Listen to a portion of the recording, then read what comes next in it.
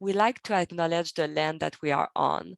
So I invite you maybe right now just to take a moment to ground your feet on the floor. Maybe you can even relax your shoulders, close your eyes, and just reflect on the lands that we're all on right now.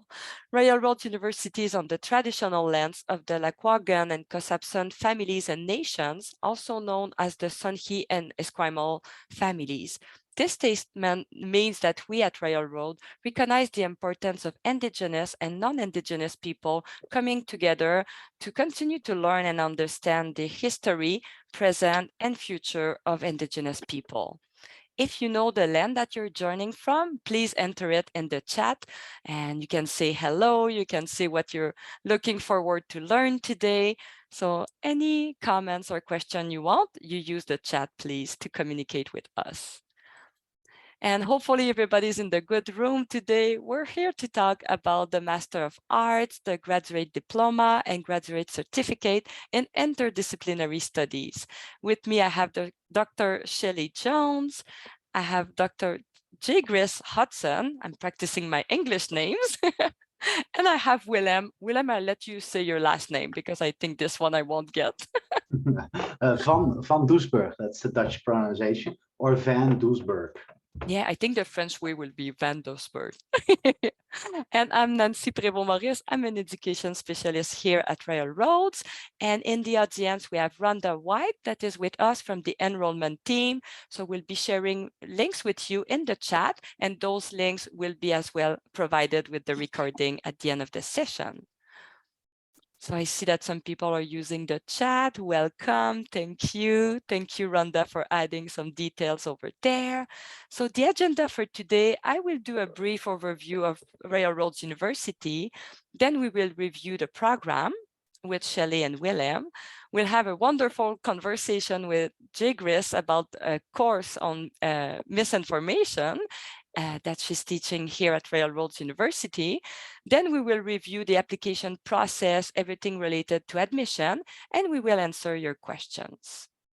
We should be together maybe about 45 minutes today. And to start with, maybe some of you already know Royal Roads University, maybe some people don't. So why applying at Royal Roads University? We have a few bullets point here, and I really like the first one. We see life as a qualification. So when you come to Royal Roads, you really bring all your experiences with you. So we really value what you have done before and where you want to go. We also have prof who know your name. So here you're not just a number like in other institution, maybe where there's many, many people per cohort. Here in the program, people will know your name. From day one, when you apply, we call you with your name. Of course, you have an ID number, but then you just really go by your name and what you're doing, and people get to know each other very well in most of the cohort.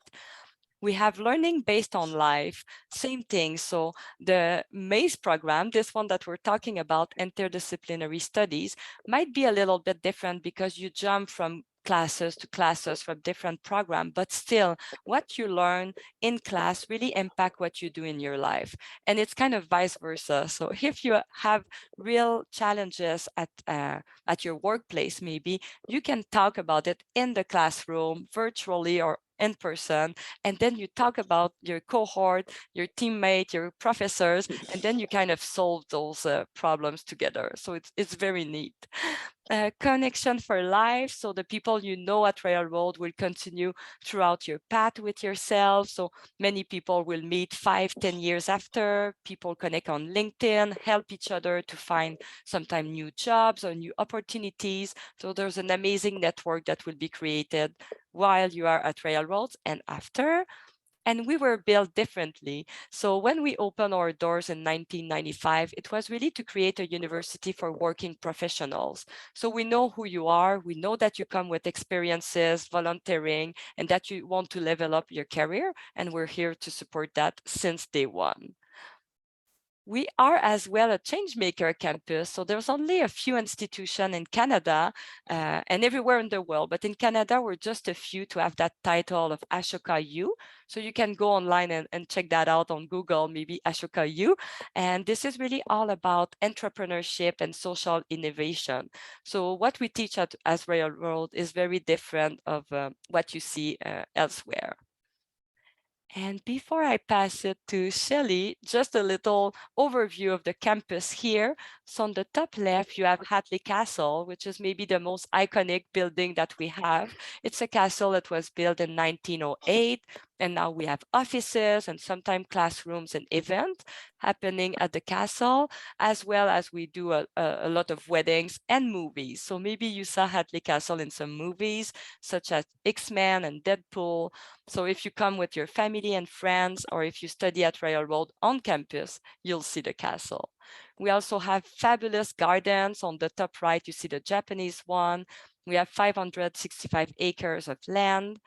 On the bottom right, as I mentioned, online learning since day one. So this is not something new for us to teach online. The online learning is a component since day one. So we do it for more than 25 years.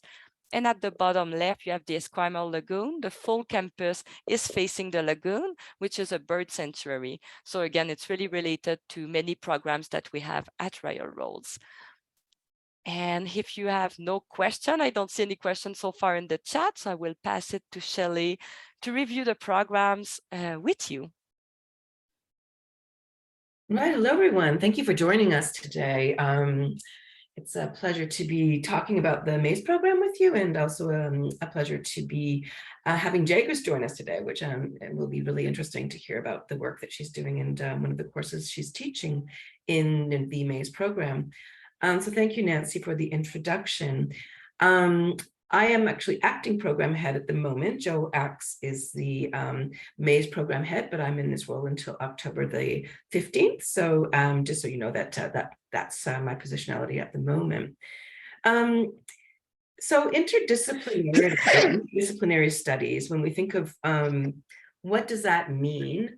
I think increasingly students and maybe everyone in the world is realizing that we need to take holistic interdisciplinary approaches now to the complex problems and challenges and opportunities that are before us. And this is where the MAZE program really helps facilitate people who are interested in looking at challenges that we're facing, or maybe possibly challenges in the workplace, or challenges at large in the world, or even opportunities in ways that bring different disciplines together to work together, to look, to examine layers and nuances and the complexities of things, and to get a deeper understanding and come up with innovative and novel ways in terms of approaching how we continue and deal with these issues and problems. And so it's a very much drawing upon your creativity, your background experiences, and sharing knowledge amongst your peers, as well as learning from experts in the field who are instructors within the program.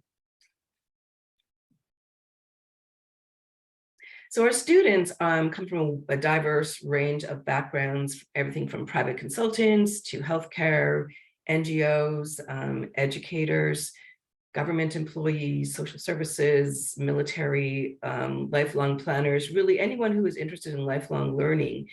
And the MAZE program really offers people, professionals, an opportunity to build upon their existing careers, or welcomes people who are beginning to explore possibilities for their careers. MAZE has different options, program options, ways you can complete the program.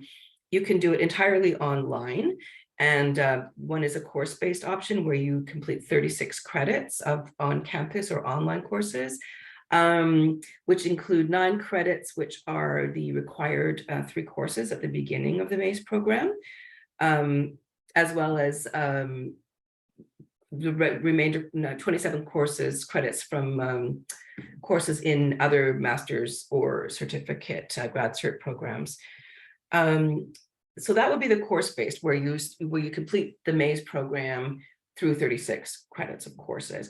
Whereas there's also the major research project option, which is you complete 36 credits again on campus or online. Well, you have 9 credits, again, the required 3 courses for all MAISE students, 15 credits from courses in master's or grad cert programs, and then 12 credits are dedicated at the end of the program to a major project or paper that's usually aligned with your professional field or area of interest.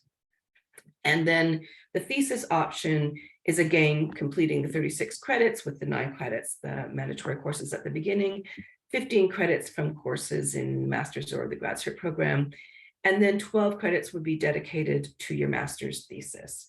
So there's different options in terms of how you approach the program and how you complete the program.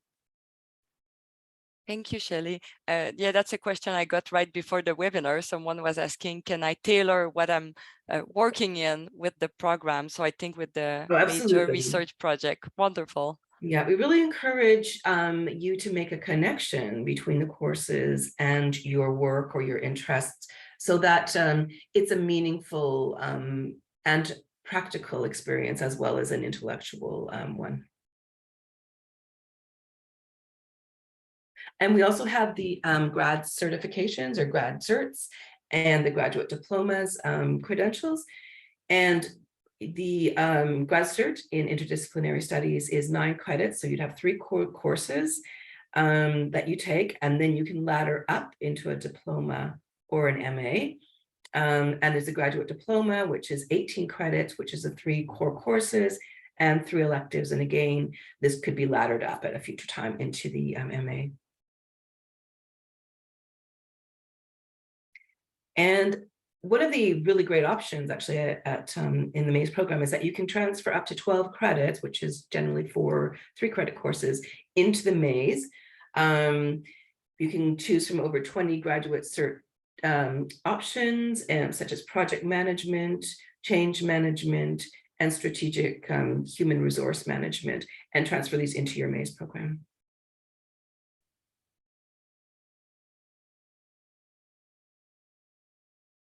So I don't know if there's any questions now, or maybe we'll wait till the end and answer them as we go. Yeah, I don't see any question. I can leave a quick second here.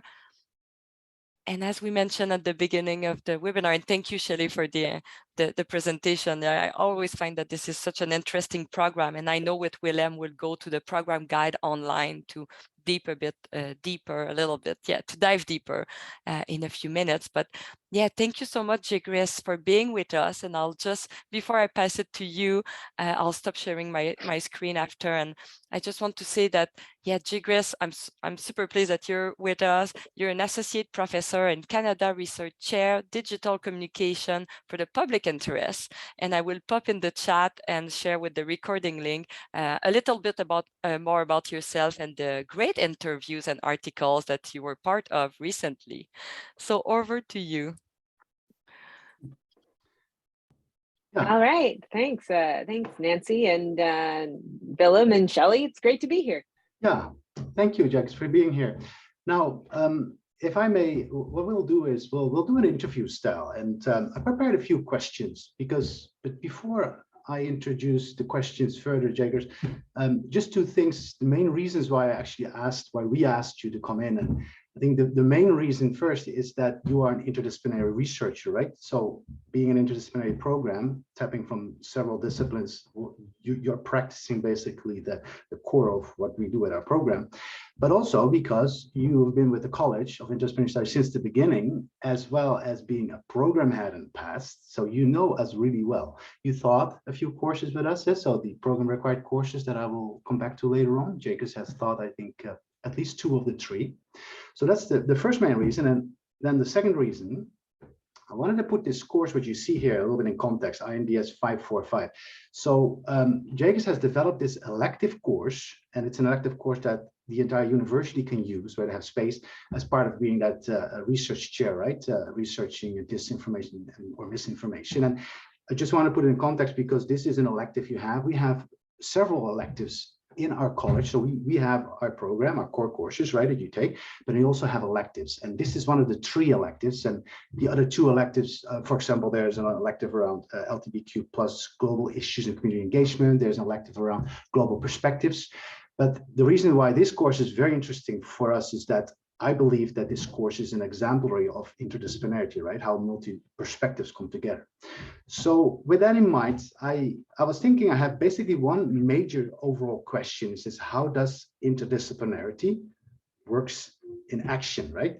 And misinformation is an extremely emotional topic, right? Russia's invasion, COVID, health, communication, politics. We're getting ready for the elections again. And we probably all have an idea of what it is.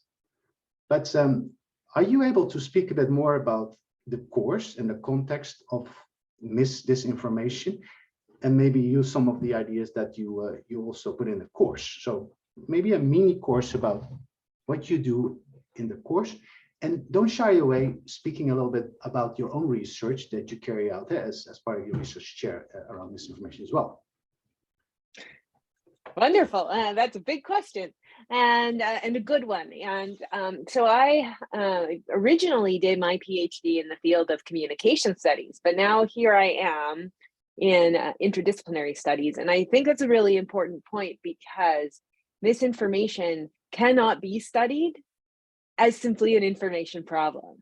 So we think, you know, the answer to misinformation is providing the correct information. And then as soon as people have the correct information, they'll do the right thing.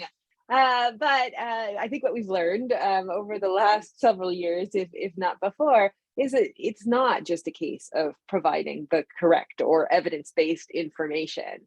People have access to a ton of information, and there are many people out there, you know, researchers like myself, or just, you know, regular people who spend a lot of time trying to get the right information out there, trying to debunk misinformation, trying to call out things that they see as being not true. Yet somehow these sources of misinformation still persist and pick up steam, and we hear about them all the time in our communities. So what we need to understand about that is that misinformation is not simply a problem of communication, and it's not simply a problem of information. It is about human psychology. It is about leadership and politics. It is about technology. It is about the collapse of current systems around the world. There is an ecological component because there's a lot of misinformation out there right now in relation to biodiversity, to climate change, to, you know, all of those things. There is an education component as well, but not just what you think. So education is not just about digital literacy or information literacy, which is important. But if people do not have adequate education in things like how government works or how science works, then they will be more likely to fall victim to misinformation. And so if we look at each one of our different schools at Royal Roads, you know, whether it be business, whether it be disaster and emergency management, whether it be you know, School of the Environment, we can start to see that misinformation is an issue in all of those schools, which is why it makes it such a good course for an interdisciplinary program. And one of the first things I like to tell my students in that course, or, you know, other people when I'm giving talks on misinformation, it's that nobody is immune. You know, we think maybe as academics here at Royal Roads that we will always make decisions based on evidence. But the more you look into this topic, the more you find that we are all vulnerable to different types of misinformation. And so part of it is doing a lot of self-reflection, which is another thing I think we do really well at Royal Roads. It's doing that self-reflection to figure out, well, what are your triggers? And what are the areas of your life that you need to be most careful in? Or you might spread misinformation without meaning to. So fully, I truly believe that misinformation requires cooperation between people with different disciplinary backgrounds and different professional backgrounds in order to address. And that's why I am so thrilled that the MAISE program decided to include this course. Yeah, thank you. Yeah, so if we unpack those different perspectives a bit more, right? What can you give a real life example of maybe a component of disinformation, misinformation study, and how several perspectives need to be taken, for example, psychology, right? Social psychology, sociology. Like, let's say, as a research chair, you approach the topic. Can you give an example of a research question or a part in the course where you unpack that and you literally take in those different perspectives and maybe run us through that? Would that be possible? Or yeah, I mean, I think you were asking me two questions there. So I'll start with what I think is the first one, and then I'll answer the second one, and I hope I don't forget it as I'm talking. So the first question is, so what's an example of how misinformation is this interdisciplinary problem? And I like to use an example that I am very touched by, very, very struck by. And so there was this woman in the UK, her name is Katie Britton Jordan. And Britton Jordan was diagnosed with an early stage breast cancer. And the doctors were convinced that with the proper treatment, she was going to make a full recovery. But Katie Britton Jordan did not seek out your standard cancer treatments. She did not do chemotherapy or radiation. Instead, she turned to a bunch of health misinformation online and ended up, doing things like fasting and supplements and retreats and all of those other sort of unproven treatments. And later she passed away from what was a curable cancer, and she left behind a young daughter, and it's all very, very, very sad. But why did Britton Jordan fall victim to misinformation in this case? Well, this is where the interdisciplinary analysis comes in, because on the psychology side, when we are under great amounts of stress, or when we are threatened with our own mortality, as you would be with a cancer diagnosis, you have become more vulnerable to believing in misinformation. You want to get that control back in your life. From sort of economics or business side, there were many, I call them entrepreneurial disinformers. So people who make money off of giving people bad information, selling supplements and those sorts of things. On a systemic side, so Britton Jordan was from the UK, and the NHS is a great system. It's not like she had to pay out of pocket for treatment, but at the same time, there can be long wait times in public systems like the NHS, and any doctor under those systems tends to be overstretched and maybe not have enough time to answer your questions. So when systems like medical systems fail, people are more likely to go out and seek misinformation. And then finally, there's a whole ideological component or cultural component. So in the Western world, generally, we're very individualistic. And that individualism tells people that their health is their own responsibility, and they must find the way to make sure that they are ultimately healthy. And that doesn't actually line up with many diseases, which are caused by environmental factors, or even sometimes cancer, they say it's just luck of the draw. But if you truly believe that your individual actions are responsible for your illness, then your individual actions will seek to find a way to cure that illness based on what you know, which as a regular person is much less than the medical establishment or scientists know. So this cultural belief of health at the center of the individual is also part of the problem. And then, of course, solutions are interdisciplinary too. I mentioned different kinds of education that maybe people need, like education about how science works and how, science builds on itself and sometimes contradicts itself. Obviously we need to shore up things like healthcare systems and the health messaging, so the health communication that we share with people so that they are empowered to choose something that helps them instead of something that hurts them. And then, of course, there's, the leadership that needs to be demonstrated in those systems in order to improve them. And then there's psychological support that needs to be provided to people so that they can navigate these challenging times or these stressful times in their lives. So that's one example of the interdisciplinary nature of a real strong misinformation problem. Like I study misinformation, and I'm so passionate about it because misinformation kills people. Like in Britton Jordan's situation, it killed, and in the situation of COVID, it has killed people. And so this is a very meaningful thing to study because you can make a really big difference in the world if you do that. Now, I think the second part of your question was about how do we address that in the course? So the course is divided up in such a way as to present this problem in all of its complexity. So, I don't just, come at you and say, okay, well, here's a misinformation on social media, and the way we deal with it is by banning social media, right? There's no simple answers to this complex problem. So we start by defining misinformation, and we learn about the differences between misinformation, which is information that is unintentionally spread but is untrue. And then there's disinformation, which is information that is spread deliberately to achieve an outcome and is untrue. And these things often both work together. So we start by, that sort of definition. And then we look at some of the individual approaches. So what are our own psychological and social triggers that may make us most vulnerable to misinformation, and what's making our friends and family vulnerable? And how might we begin to address that in our smaller communities?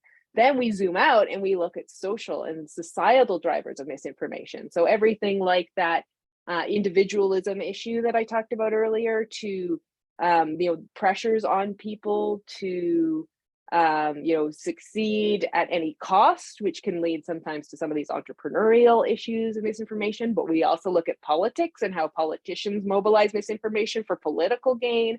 We look at the collapse of some of these systems like healthcare, and the strain that things like education system are under and how that contributes. We look at media and the political economy of media. So how has social media changed traditional media, and how have both in turn been influenced by the profit motive in such a way as to make sure that you are often presented with misinformation when maybe hopefully we otherwise wouldn't be? And then how do all of these things work together ultimately to create an information environment that has to put us on our guard almost constantly? So, and then finally, because we don't want to end on a somber note, finally we end with, okay, well, what are little things that we can do in our own sphere of influence to start addressing this problem? And recognizing, of course, that individual actions alone cannot address this problem, there are still things that we can do. So we work in interdisciplinary groups to come up with campaigns to address one aspect of misinformation that you as a student in the course find particularly compelling. So for example, most recent version of the course, people were tackling everything from misinformation about Indigenous people and paying taxes, all the way through to misinformation about climate change, all the way through to just education for elementary school students about misinformation as a problem in general. So, running the gamut of things that people feel passionate about, where they know that there is an element of misinformation that they want to address. And I was really impressed by what happened when our students, again, working in interdisciplinary groups, because we need to tackle this, when they put their heads together, all of the solutions that they were able to come up with. Oh yeah. Wow, that's really elaborate. Thank you for that. So one follow-up question on that, right? There's this idea often, and I think it's my own assumption, that very strong disciplines like psychology, they're narrow and somewhat inward looking. That's an assumption that I have. So as a researcher, and you skipping literally over all those different disciplines, how is it for you to work with all these different disciplines, and maybe, and this is an assumption again, not being taken serious by some of those disciplines because you're not part of the inner group within that discipline? And I don't know, might be an assumption, but how do you work with that in practice when you're researching a larger topic that literally sits above all that is bigger than most of that, right? Yeah, thank you. That's a really great question. And again, I return to, this is why we have group work in the course, because working alone, I can only do so much, and I can read very widely. I could read literature from psychology. I could read literature from computer programming or artificial intelligence, etc. But because my background is not specific to those fields, I can get pretty far, but I can't get all the way there. So the best work that I have done in this area has been with teams of people who bring different strengths to the table.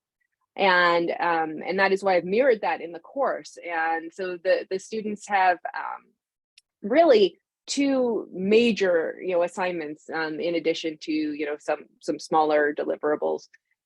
First of all, they're asked to read widely and think about what they read, writing about it in a regular journal. And this is for your personal reflection, applying it to your life, and processing the material. And that journal is handed in once about halfway through the course, and then again at the end. So you're getting constant feedback there.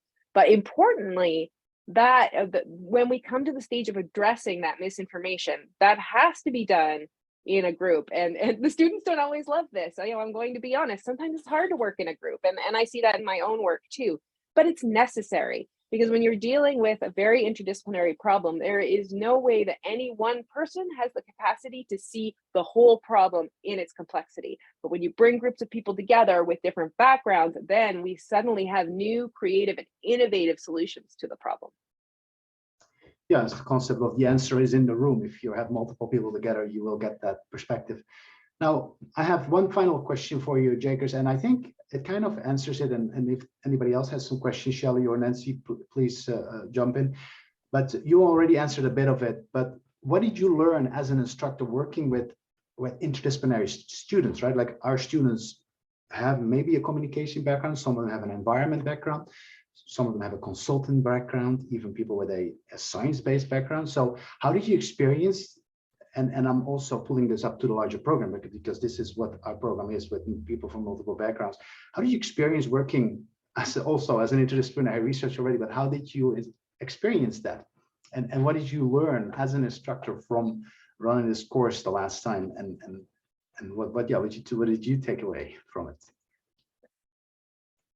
Running this course in the most recent iteration that ran from May until July, I was just so impressed with the willingness that our students demonstrated to put themselves in a state of not knowing and being open to challenging some of their taken for granted assumptions. Like earlier today, I mentioned that nobody is vulnerable to misinformation. Even, academics, we inadvertently share misinformation all the time. And it's because everybody has their own, again, unique circumstances that may predispose them to one type of misinformation or another. And the whole thing is quite complex. We live in a world where the information environment is so chaotic. It would be weird if everybody didn't fall victim to misinformation at one point or another. So I was really impressed that the students were able to come along with me on that journey and recognize that, yeah, you know what, I'm maybe a victim of misinformation too, and maybe there's something that I don't understand. I'm going to take a bit of a risk. I'm going to try something new, and I'm going to maybe feel a little bit uncomfortable sometimes. I think the best learning occurs when we feel a little bit uncomfortable with the material, like it's new and it's challenging for us. So the fact that the students were willing to really step into that and step up and sit with me in that ambiguity was wonderful. And I had a great time teaching the course. And I think that speaks more generally about our interdisciplinary students. I think that if you're going to choose a degree where not everything is laid out for you, neatly, like you do course A, B, C, D, then maybe you're willing to and able to tolerate a little bit more ambiguity. And I think that makes you a lifelong learner. And it's the kind of student that I want to teach. So I am happy every day to be in this program and with our students who are all, very interesting people and I think natural risk takers in the right sort of way. Yeah, thank you. Thank you, Jaigris. Yeah, the self-directiveness is definitely one of the main components of our students choosing your own pathway, right? We're giving them that framework. Now, before I want to thank you, Jaigris, for being here. Shelley or Nancy, do you have any questions for Jaigris, or shall I move on with the other part of our webinar here? No questions, but I want to take your course, Jaigris. I want you to take my course. and the course Thank you. The course is for many students at the Royal Red. So like you said, we have communication students, environment students, interdisciplinary students. So it's really an interdisciplinary course. So yeah, thank you so much, Yeah, Jaigris. wonderful. And it's every May I see, and I'll put the slide up. And I realize as well that this is a course that people can take as general studies. So if there's someone watching the webinar being like, oh, I just want to test railroad, that can be something that people apply for. But no, I think you answered already my question. I was kind of, does that course help people in the workplace in the real time? But obviously, yes, because as you mentioned, being vulnerable and uncomfortable is like, I think at school is the best place to learn that and develop that skill. So then you become a better employee, right? Oh, and I would go beyond that as well, Nancy. I would say that misinformation, because it affects all of us, it also affects all of our organizations. True. So for a student to be able to position themselves as, maybe their workplace's expert in misinformation, I think is incredibly valuable, and I think will only continue to be more and more valuable as as this cloudy information environment just keeps getting cloudier. Yeah, 100%. Yeah, we for example had a student include your course as part of management consulting courses together with a few business courses strategies. So moving as an additional skill building within their consulting business, for example. That's one example that I saw. But yeah. Okay, Nancy, I'll go back to you. I believe I'm next with a few more practical parts about the program. Jaigris, thank you again.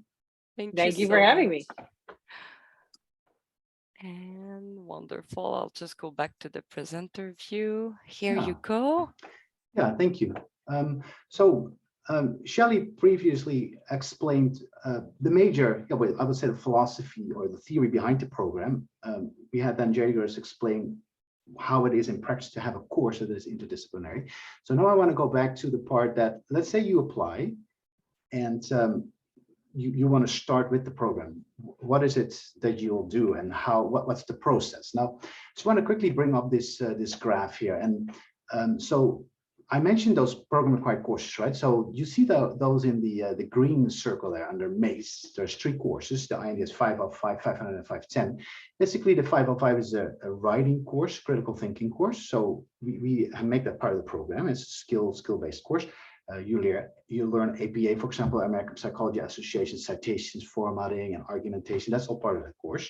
And the INDS 500 will dig into the theory of this interdisciplinarity, transdisciplinarity, and kind of give you an introduction to a whole bunch of different fields, just like what Jaigris just explained, right? So a bit of psychology, a little bit of communication, media studies, anthropology. So all these different science fields are being introduced. And then the third course is a social science research methods course.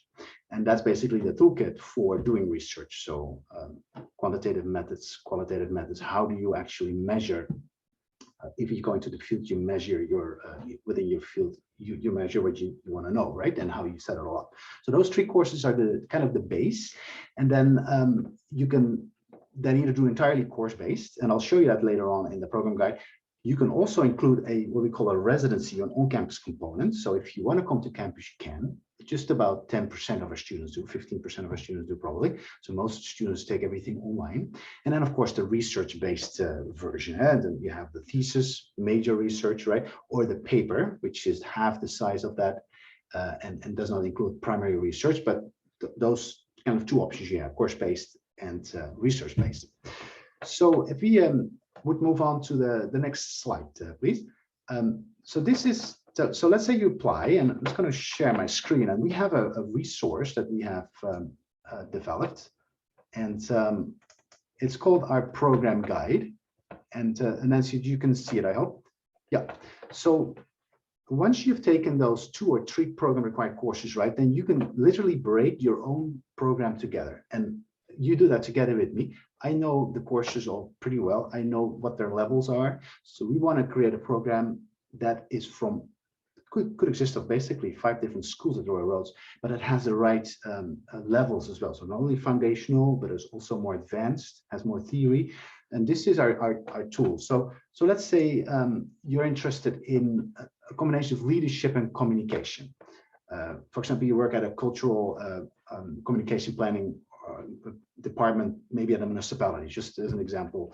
Then you have those program required courses under your belt. So you have those skills about writing, about theory, about methods. And then you literally start choosing courses from the other programs. And then you, for example, can pick up social marketing, for example, public culture, right? Let's say that's what your interest is. Maybe a course around intercultural communication competency, right? And then you go to leadership here, and this is an online course-based option. Then what I'm getting an example about. But leadership, for example, you take a more foundational course about theory of leadership, right? Maybe a coaching course. And then, of course, if you like, you go to our interdisciplinary section here under online courses, and then you'll find here Jaigris's course, Misinformation in Society, right? So, and for example, you will then put it all together in a research paper. So then within that paper, you have time and space to work out your ideas that you have then gathered through all those individual courses that you've taken from several schools and put it together in a paper. So that is kind of how you can then decide on your own program. And we have about 200 plus students, and all of their schedules, individual programs are different from each other. So it's really the university of you. And I'm quoting actually a former program head here who actually had that tagline, is you can decide on your own study with us. I'll leave it with here. There's one more slide that I'd like to speak to you about, and Nancy, if you would mind bringing it up, and that is, and the link is here as well. The last part is are you ready for a graduate program, right? The MACE program in particular is very self-directed, so you have to decide on your own pathway. It's not a cohort-based system where you have a set of courses that is laid out for you and you follow that line, and maybe you make a choice about research or not. With us, it's really entirely up to you. So you start from scratch, and you as the student and myself as a program advisor, we work together and create that program. But it also means that you need a lot of commitment. And graduate courses in generally, I think between 15 to 20 hours a week if you take one course. And let's say 99% of our students take one course at a time. Generally, our audience is a bit older, so I think an average of about 44, 45 years old. Often they have a very busy life, right? Professional life, personal life, family, perhaps. So you need to have support, of course, from the people around you, right? Because you'll be studying 20 hours a week, up to 20 hours a week, and you need to carve out that time. So that's what I really wanted to say here on this slide. With regards to the academic writing skills, we have one of our courses that will set you up for success, which is the INDS 505. So when you apply, don't be too worried about the writing skills right off the bat, because we recognize that, and we have a 4 credits, very rigorous 10-week 3-credit course that we will go through with you, and that will help you really get skilled in the writing part, parts that you weren't sure about. The last part, I think the financial part, we have a slightly different funding model at Royal Road. So have a look at our student accounts page on our website. You have to be sure that you can pay for the courses, right? So you have a financial plan ahead of time. But we also have our financial aid and rewards offers, and I will put a link in this chat later on, and they can also help you sort out some of the options you have with bursaries or other awards or rewards that are available to you when you're coming in as a student. I will leave it to this. Nancy? Yes, thank you so much. Yeah, that's wonderful. I think the 3 of you added so much of the essence of the program, like all those little differences that we find at Railroads and that we find with interdisciplinary studies. And I think I mentioned before, I did my bachelor in interdisciplinary studies, and this is the best decision I've made, because I just find that as someone that has a lot of interest, I wanted to be able to create my own program, and now it served me so much in my work. And I really hope that other people like myself and like all of you can get interested and be like, oh yeah, I'm jumping in, I'm trying it. And I think all the information we share is pretty useful. And this is why we have amazing people at Railroad, such as Willem, Shelley, Jared, and we have all Rhonda in the chat as well with the enrollment team. If you're feeling a little bit confused or like, oh yeah, I want to apply, I'm not quite sure how to do that, we're a full team ready to help you out. And here I'll just go quickly over the application requirements. This is all information you can find online if you go to railroads.ca, and you have a section on how to apply. You have 10 steps to follow, and you have as well the program guide that Willem talked about. We have a full page about the MACE program. So all the information is online, but just for you to know here, At Railroads, we have two types of admission. So we do the standard admission, which means you will come into the program with a 4-year or comparable undergrad degree, and we ask you to have a minimum GPA of B+, and we ask for about 3 years of experience. And you can now understand why, because at Railroads, people come with experience. So the people that will be in your class, even if it's virtually, they bring so much with them. So you learn with them and from them at the same time. And if you don't qualify for the standard admission, not to worry, because then you can apply for what we call the flexible admission. And it's not something you have to check anywhere on the website. You just submit your application, and then our team will review and let you know if you need to submit more paperwork. But really, if you don't qualify for the standard, then you can be allowed to be in the program with flexible admission. And I'll leave you a minute here maybe to read, but it's really based on your skills, higher learning for qualified candidates. So you will really have to demonstrate what you have accomplished maybe in your career with volunteering, work experience, other studies, what makes you a good candidate for this program here. And I like the third paragraph there where they say that you are someone that is self-directed, highly motivated, and a strong interpersonal research and communication skills. So there's not like a typical, I would say, profile, because many people can come with different experiences into the program. And maybe, I don't know if Shelley or Willem, you want to add to this part here. Yeah. No, I think no, I don't have anything to add at that point. Thank you. Wonderful. So as we mentioned, we have the standard admission, we have the flexible, and then when you apply, how do you do that? You go on the website, you will pay a small fee of $100, $31.39, and then you will get an application ID and you will start submitting documents. So we ask of you all official transcripts from post-secondary institution you attended in your life. So you might have to dig a little bit a few years ago and ask your institution to share those transcripts with us at Railroads. Then you will provide a detailed resume, and that resume is really about, again, what you have done in your life. So you will write what you studied before, what were your past work experiences, what you did as volunteering. I know Shelley mentioned some people come from the military. You might send your report, the military report with it. So really kind of building a resume to let us know who you are. And on top of the resume, we ask for a personal statement. And personally, when I apply at Railroad, that was my favorite part, because then you have to sit and be like, okay, who am I and where do I want to go? And what can I bring to the program? So you kind of write on it about why you want to get into the MACE program or any other programs. And that letter of statement, you can send it to some referees, to some people that will write letters of reference for you. So we sometimes recommend one professional, one academic letters. It doesn't have to be, but you can share that statement with others, and then they will write their letters and send them to Railroads for your admission. And I see that, Willem, you have your hands up. Yeah. Yeah, I wanted to, if I may, add two points. So when you do the flexible admission pathway, that means that there's no fully completed bachelor sitting there with a certain GPA, right? That means that the adjudicators, so those who will decide on your admission to the program, they will base their decisions entirely on what you give them. So that means your resume. So it's important when you're a flexible admission pathway user, right, to the program, then be very explicit and do not shy away from explaining more than less. For example, your volunteering experiences, because we have a lot of flexible admission pathway users in our program, because our audience is often older, is very experienced, and get to a certain ceiling they can't continue without a master's degree, for example. That happens a lot. And then the resume becomes really important. So I just wanted to stress that be elaborate within your resume. And the other point is to the Rhonda just put a link in the chat, and that's where the program and application requirements are listed.